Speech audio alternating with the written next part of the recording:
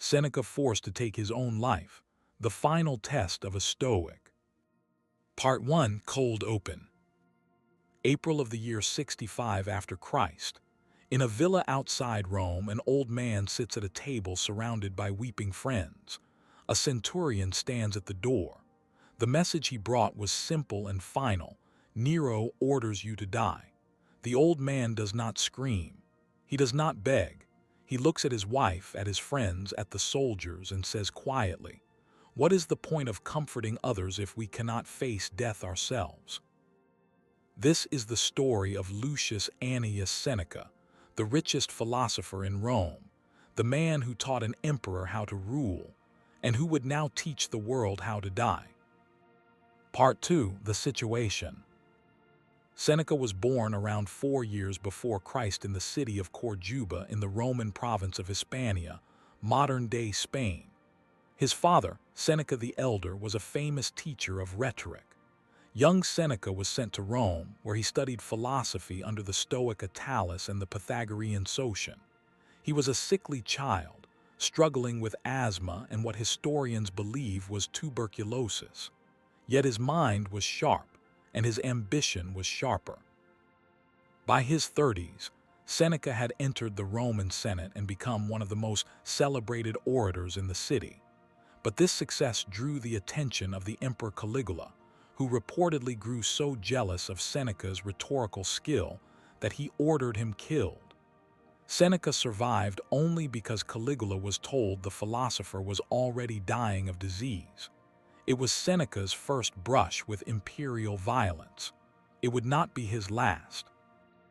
In the year 41, the new Emperor Claudius exiled Seneca to the island of Corsica on charges of adultery with Julia Livilla, the sister of Caligula. The charge was almost certainly political. Seneca spent 8 years on that barren island, writing, studying, and waiting. He composed his consolation to Helvia, a letter to his mother, in which he argued that exile is merely a change of place, not a change of character. A wise man carries his home wherever he goes. In 49, Seneca's fortunes reversed. The Empress Agrippina, Claudius's new wife, recalled him to Rome to tutor her son, the young Lucius Domitius Ahenobarbus, the boy who would become Nero. Seneca was appointed praetor and given the most dangerous job in the empire, shaping the mind of a future emperor. When Nero ascended the throne in 54 at the age of 16, Seneca became his chief advisor alongside the Praetorian prefect Sextus Afranius Burrus. For the first 5 years of Nero's reign, this partnership produced what historians call the Quinquennium Nerinus, a period of competent and relatively just government. Seneca wrote Nero's speeches, guided his policies, and tried to mold him into a philosopher king. He wrote a treatise on clemency, addressed to Nero, urging him to use power with restraint. For a time, it worked. But power corrupts, and absolute power corrupts absolutely. As Nero aged, he grew resistant to Seneca's influence. He wanted to sing, to race chariots, to indulge every appetite without restraint. In 59, Nero ordered the murder of his own mother, Agrippina. After the killing, Seneca was forced to write a letter to the Senate justifying the matricide. It was the beginning of his moral collapse. In 62, Burrus died, possibly poisoned. Seneca's protection was gone. He asked Nero for permission to retire, to hand over his wealth and live quietly as a private citizen. Nero refused. So Seneca withdrew from public life as best he could, spending his final years on his country estates, writing his letters to Lucilius, his great work on Stoic ethics. He knew the end was coming. He could feel it. Part 3. The Turn. In the spring of 65, a conspiracy to assassinate Nero was uncovered. It was led by Gaius Calpurnius Piso, a senator and patron of the arts. The Pisonian conspiracy involved dozens of senators, equestrians, and Praetorian guardsmen. It was betrayed by a freedman named Milichus, who reported the plot to Nero's secretary. Nero's response was swift and merciless. One by one, the conspirators were executed or forced to kill themselves. The poet Lucan, Seneca's own nephew, died by opening his veins. And then Nero turned to Seneca. Whether Seneca was actually involved in the conspiracy remains debated among historians. Tacitus reports a rumor that some conspirators planned to make Seneca emperor after Nero's death, but the evidence is thin. Seneca may have been completely innocent, but innocence did not matter. Nero wanted him dead, and that was enough. The centurion arrived at Seneca's villa while he was dining with his wife Pompeia Paulina and two friends. The order was delivered. Seneca was to take his own life.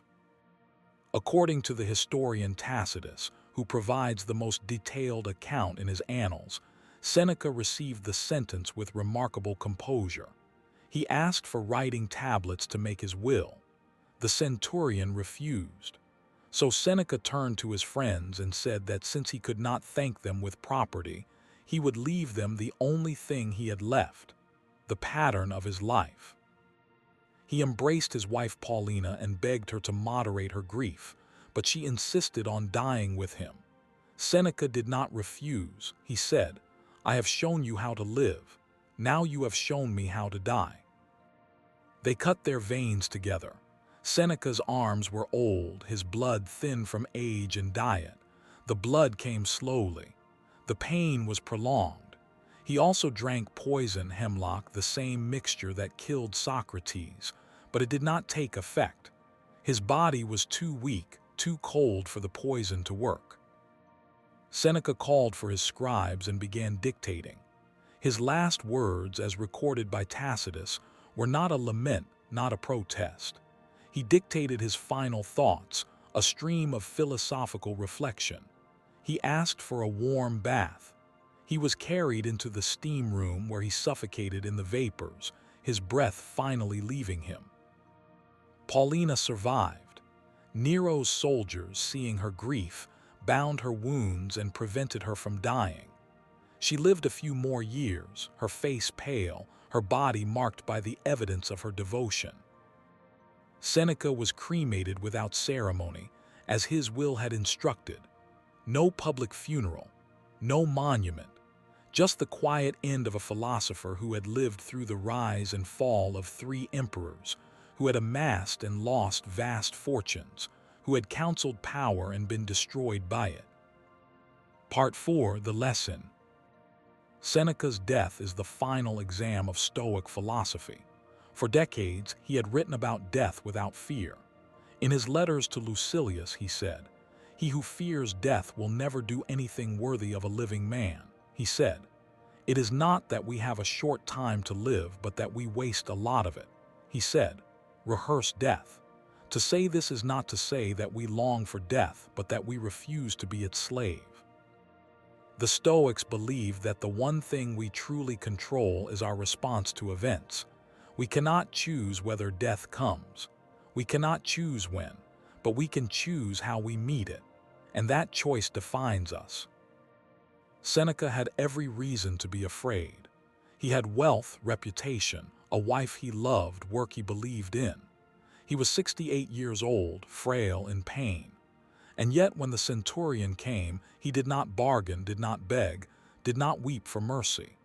He accepted fate with the same calm he had preached his entire life. This is the lesson for us. Most of us will never face an emperor's death warrant, but we will face smaller versions of this moment, a diagnosis, a job loss, the end of a relationship, the moment when everything we built is taken away. In those moments, Seneca's example asks us, can you meet loss without losing yourself? The Stoic answer is yes, if you have prepared. If you have rehearsed, not the specific disaster, but the mindset. The understanding that externals are not yours to control.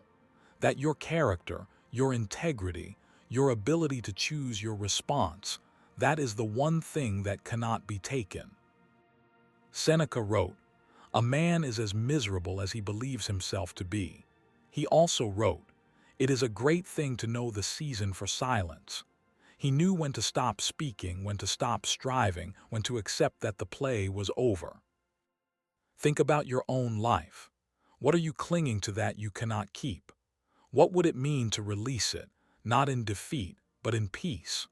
What would it mean to face the hardest thing you will ever face with the quiet dignity of a man who has rehearsed this moment 1,000 times in his mind?